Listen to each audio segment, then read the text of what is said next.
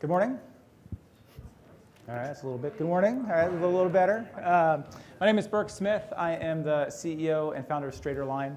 A little background on StraighterLine. We started in 2008 as a division of my first company, an online tutoring company called Smart Thinking that is now part of the Pearson mothership. We became our own company in 2010, and in 2008 we started with what I think are the two principles that underpin StraighterLine, but also underpin much of the MOOC phenomenon and excitement. And first is that online courses should be much cheaper than they are. 93% of colleges charge the same or more for their online courses than their face-to-face courses, but there's none of the overhead. So online courses should be 80–90% cheaper than what they currently are. Second is you don't have to be a college to offer a college course online. If you can build a course that is comparable to what a college offers, that should count as a college course. So we were very controversial for a while. The MOOC explosion over the past year, I think, has validated some of the principles of what we are doing. So what we offer is general education courses. We have about 50 of them. Things like Econ 101, Accounting 101, College Algebra, Just Gen Ed. The reason we focus on Just Gen Ed is these represent about 1/3 of all enrollments in higher ed. So 1/3 of all courses, or I should say about 1/3 of all enrollments can be served by about 30 or 40 courses for all of higher education. These are also the courses that are essentially commodities and vary much across schools, and students are transferring them in great numbers from high school to college and among colleges as well. So they're essentially commoditized courses. We've taken all our courses through the ACE Credit Recommendation Service. That's the American Council on Education's credit recommendation service. At the time, when we started in 2009, it was the only thing that provided some semblance of third-party validation. We're not allowed to be accredited, because to be accredited, you must offer an entire degree. We do not offer degrees, we just offer courses. So we've been through the process 4 times. All courses are ACE Credit recommended. We charge $99 per month, plus about $49 per course started. So it's like a subscription pricing model, kind of like a health club.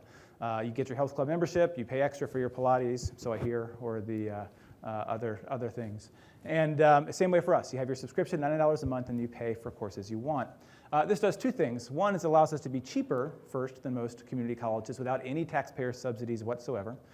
Second, it also reduces the risk for students. So many students don't succeed. And when they don't succeed, they pay the same as those who do succeed. And in our model, if the students who don't succeed stop early enough, they're out $148.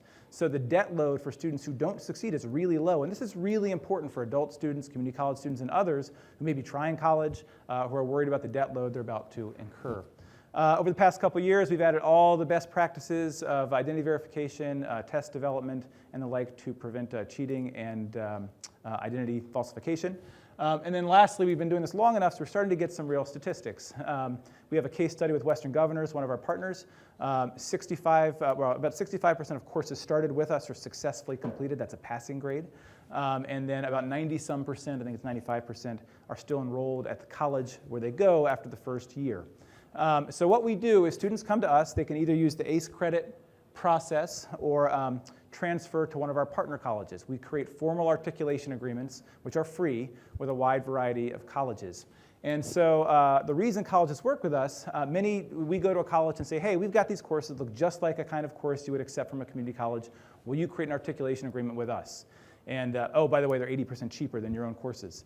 And so a lot of the colleges say, there's no way we're going to do that because we don't want to have our business model undermined by your courses.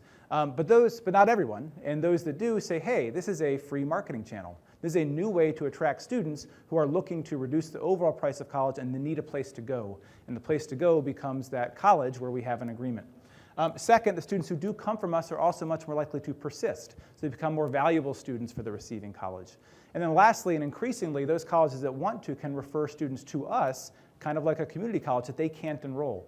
So colleges turn students away for all sorts of reasons: scheduling, capacity, financial, international, high school, whatever it is, and they usually say, go to a community college and come back. That's a black box. They have no idea what happens if that student goes to the community college. We'll co-market with that referring college. We'll co-brand. We'll do email drip campaigns. We want that student to go back to the college from which they were referred.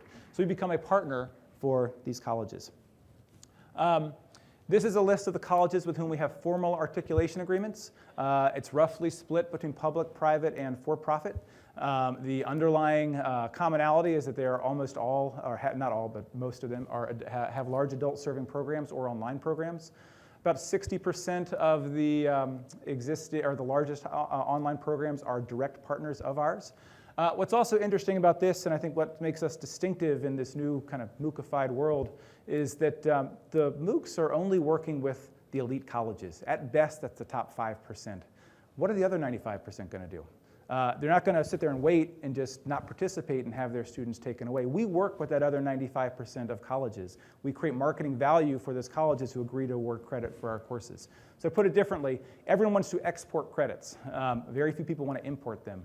We're working on the hard part, which is importing credits, or getting credits imported to colleges. This is a list of the colleges that our students have told us have awarded credit for our courses. So these are the schools who have awarded credit for our courses with whom we don't have direct agreements. So the way our partnership model works, it's entirely free.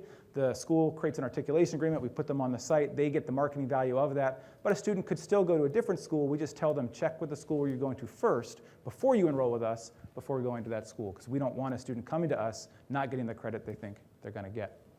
Over the past year and a half, we've also been working with corporations. So this is a partial list of the corporations with whom we're working. They have tuition reimbursement programs. They are reimbursing their employees to go back to college.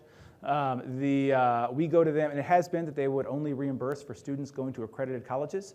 We go to them and say, we're not accredited, but we have a pathway to accredited colleges, and if you include us in your reimbursement program, you can cut your tuition prices by about 80% for those first years of college. So this is the beginning, and we've had good success so far. It also creates a virtuous cycle between corporations and colleges who want those students coming from the corporations as well. A few things I want to note. This is our homepage, and it's probably could have picked a better picture, but at the top, two things. One is tests. These are things we launched in December, which we're pretty excited about. Tests, we have distribution agreements with ETS, Educational Testing Service, as well as Excelsior College and CAE, which is the Council for Aid to Education, which makes a collegiate learning assessment. These are critical thinking skills tests. We're selling them directly to students so they can take our courses, get grades, add skills tests, which in turn can be taken to employers down the road. So you could have 20 straight-line courses, take a critical thinking skills tests. Now you have all the elements of a degree, and we're kind of a de facto degree at that point. And then we are starting to create the partner corporation relationships to create validity for that degree. The second thing is what we've called Professor Direct. So individual professors can now come onto our site, teach on top of our courses. So they cannot subtract from them, but they can add more content, add more assignments, add more support, add more their ideological bent, whatever it is that their value add. They can also set their own price. So in this particular example, Dan Grabowski is a professor at the University of Colorado. He's decided that his college algebra course is worth $50 more than our standard course. He gets that $50 for students who sign up with his course. We've also added ways students can make choices. There's pass rates, recommendations, referrals, and others, so students can make informed decisions prior to enrollment. Lastly, we also pay Dan, if he's able to attract students to the platform, he can also generate revenue by a commission as well. Just a couple things. I realized I forgot to talk about our enrollment. We've got about 9,000 students that will enroll this fiscal year, ends in June. Up from about 4,500 last year, up from 1,500 the year before. I imagine that given the way the world is going, with more and more students looking for lower priced courses and more validity for these unaccredited environments like ours, I imagine we'll see that continue. So I've got 26 seconds if there's a question. There's 2, 3. All right, 13 seconds for you, Trace. How do you market to students? Good question. 3 channels. One is SEO and paid search. SEO, because we're course level marketing. We're actually one of the first to be doing course level SEO as opposed to degree level SEO. Corporate channel and academic channel. Quick for whoever had the other. Go ahead. 4 seconds. About the upfront investment students make vis-a-vis the pay as you go model.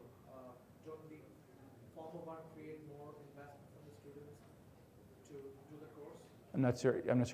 Is it? Are you saying are they self-selecting in, and that's why? Take a $5,000 course vis-a-vis $99 per month, which creates more investment. I don't know. I have no idea. I would think anything, so long as it's some skin in the game, probably creates sufficient investment. I mean, we have 64% completion rates. That's because people are self-selecting in. So, thank you.